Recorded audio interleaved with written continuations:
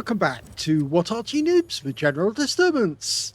This is the Object 261, it's the Tier 10 Soviet SPG located on the eastbourne of Malinovka.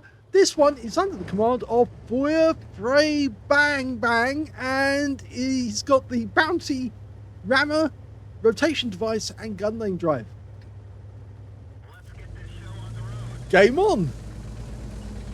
Very unusual name, isn't it? Okay, well, we saw this in another replay featuring the Baseman from Hell, so I don't need to tell you much about it other than the fact, of course, it's got an 18cm howitzer as its main armament, and it's capable of doing 800 alpha and 45mm of pen. It's based on the IS-7. Okay, he's gone straight to the aim, and he's looking around for targets in the rear of the enemy where they will spawn. I normally go straight away for the spotting bush because that's nearly always occupied by someone.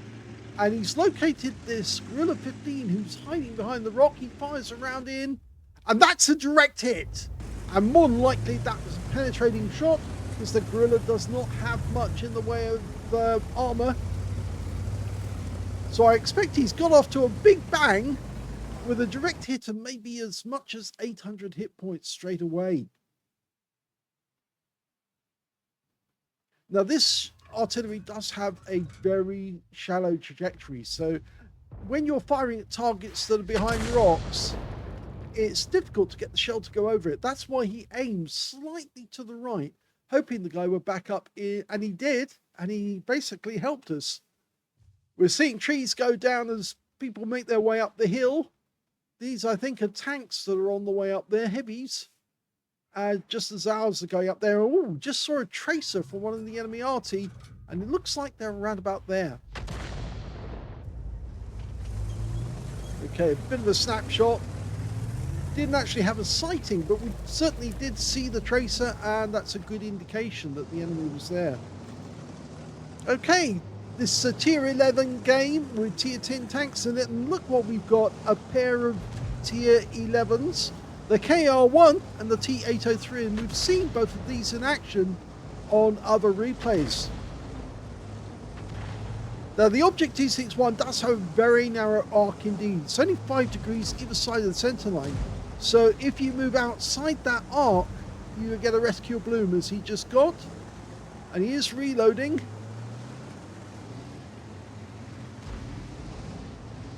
Firing in a stun shell.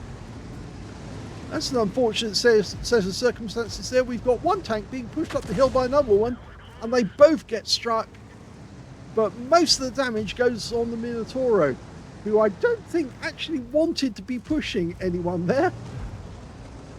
But we have picked up a massive amount of stun assist, and Feuer Frey has now got his communications expert working for an extra 2.5%. Lines up. Rounds out. Well, that definitely hit the contriver. Contriver's another tier 11 game.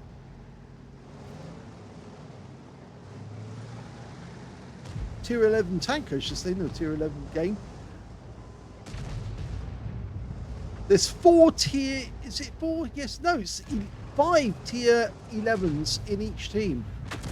And this time round, the contriver goes out the game, so he's got his first kill, and it's a tier 11, which means that he's got 10% extra for hitting all of those tier 11s. And there's an event going on top of the hill, which is probably going to affect our guys worse than the enemy. So they have to pull back. He fires in on the KR, misses him, but the enemy aircraft has just crashed into the windmill. Now, he can really go to town on these guys now because they're going to use that wreck as cover. So he's lining up the shot. Almost loaded. Rounds out. Well, he just missed the KR1 and went into the mouse, and the mouse took a big hit right on the engine bay. If he'd missed the mouse, he probably would have hit the KR1 or the T803. He's looking around for targets for opportunity as well.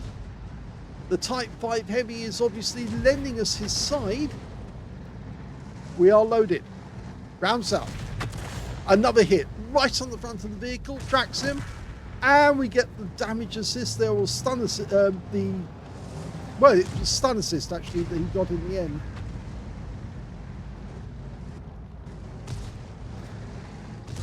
There's 2 RT on our team and both are pummeling the enemy. We've got a T92 HMC and of course Firefray, who's in the Object 261. Another hit, this time on the engine bay of the KR, and he goes down.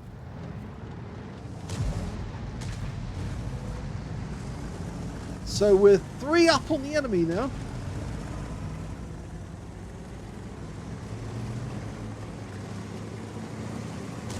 The mouse is a one-shot, and I think Firefray knows that, but the mouse goes down before he can shoot. But now we've got that T803, or we've got this Jaeger. The Jaeger will probably be the better shot, and he does hit that one for 263, hitting the front of the vehicle, or just ahead of the frontal plate, or the upper casement.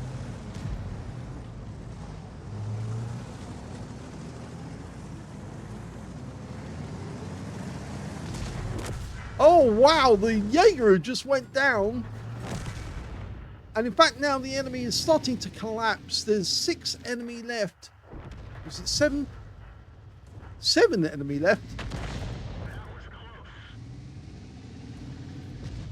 They still have 2 tier 11s in the game. A Leopard 120 and a Strib 107-12. And there's the Leopard 120, and he's badly wounded. He's a one-shot now.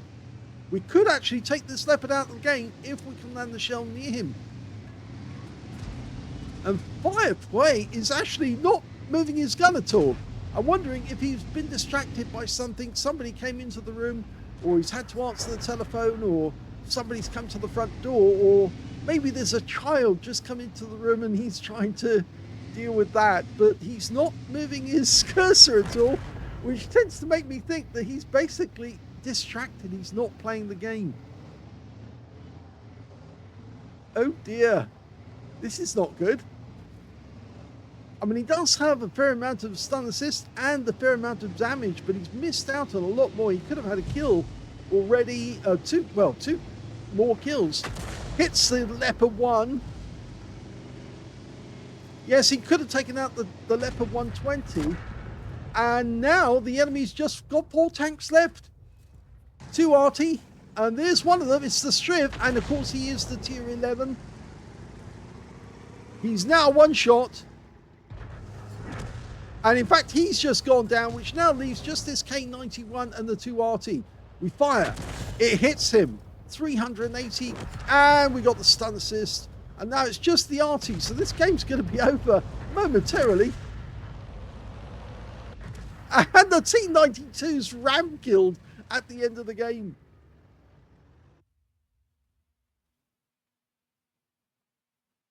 Here's the end of battle stats, and that was an ace tanker game for Firefray Bang Bang of the KIWI clan in the Object 261. He managed to get a bruiser medal for getting at least 5 critical hits. In this one, he managed to get 8. He also managed to get a Confederate medal for hitting more of the enemy than anyone else in his team, despite the fact that he got a kill in that one. And his win 8 was 2,883, which is Unicum standard. Let's have a look at team score. Well, we can see the highest damage in this one was the Strib 107-12 on our own team with 4,913, followed by the Contriver, who managed 4,476.